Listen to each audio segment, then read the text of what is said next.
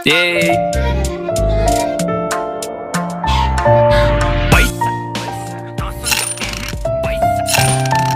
पैसा ही पैसा होगा।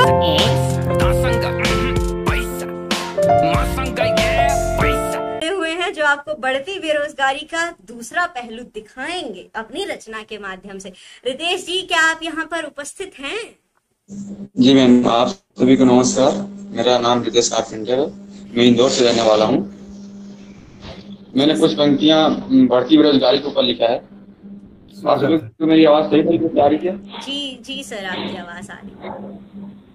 जी, तो सुनिएगा। एक कविता मैंने लिखा है कि बादल तमाम आए पर बारिश के नहीं लगते, बादल तमाम आए पर बारिश के नहीं लगते, लाख धोखे के बाद भी शर्मसार नहीं लगते, लाख धोखे के बाद भी शर्मसार नहीं लगते। खुदा की तरह ढूंढता है गहज एक नौकरी को, खुदा की तरह एक गहज ढूंढता है एक नौकरी को, सरकार को फिर भी यह युवा बेरोजगार नहीं लगते, सरकार को फिर यह युवा बेरोजगार नहीं लगते।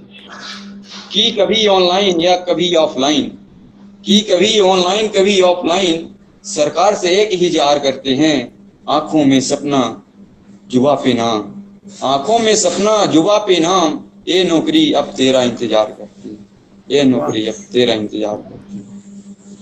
किसी को मारी है तो या किसी को तो दर की गद्दारी मार गई, किसी को मारी है या किसी को गद्दारी मार गई, हम आशिकों को इश्क की बीमारी मार गई।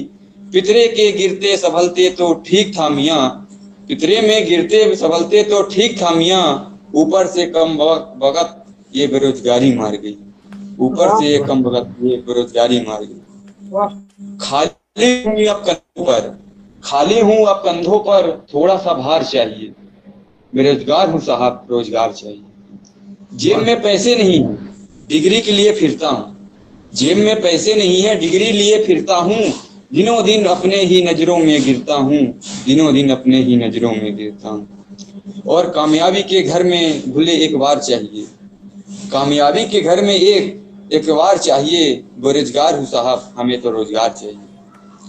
एक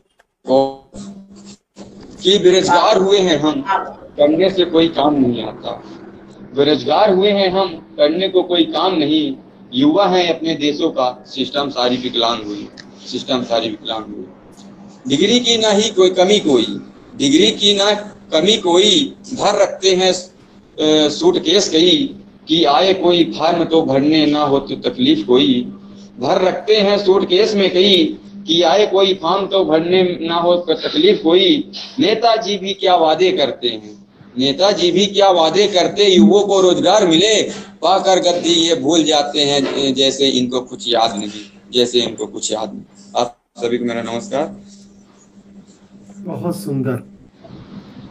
जो आज समसामयिक जो समस्या है उस पर बहुत सुंदर आपने अपनी बात कही, लेकिन क्या करिएगा, कहाँ से कितने रोजगार पैदा किए जाएंगे, जनसंख्या इतनी ज्यादा है, और ये कोई भी सरकार आ जाए ये बड़ा संभव नहीं है जब तक लोग खुद का व्यापार न शुरू करें और खुद ही रोजगार न पैदा करें।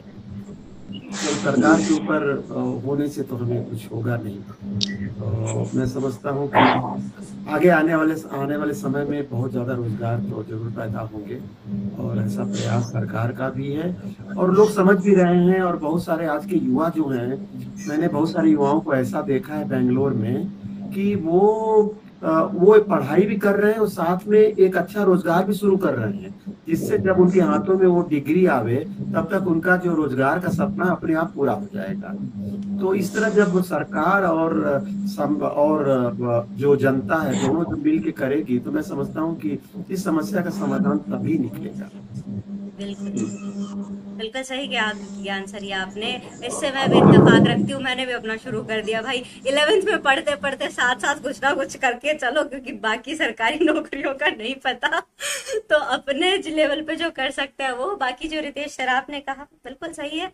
इस पे 2 लाइन मैंने भी अपनी कोई कविता लिखी थी कि भाई पढ़ा लिखा बेरोजगार हूँ साहब, लूटा जा रहा हूँ, अपनी आवाज उठाऊं तो प्रशासन द्वारा कूटा जा रहा हूँ, कभी रेंट के लिए तो कभी सही शिक्षा व्यवस्था के लिए कुछ बोले तो बेफालतू में यहाँ पे फूट दिया जाता है। खैर, वाह वाह वाह, बहुत अच्छा। बहुत सुंदर। शुक्रिया रोली मैम। शुक्रिया रितेश सर आपका भी हमसे जुड़ने के लिए और बढ़ती बेरोजगारी जैसे मुद्दे पर अपने विचार व्यक्त करने के लिए। शुक्रिया ज्ञान सर और बाकी गेस्ट ऑफ ऑनर्स का भी, आपने भी यहाँ पे हमें अपने अपने विचारों से अवगत करवाया। फिलहाल हम आगे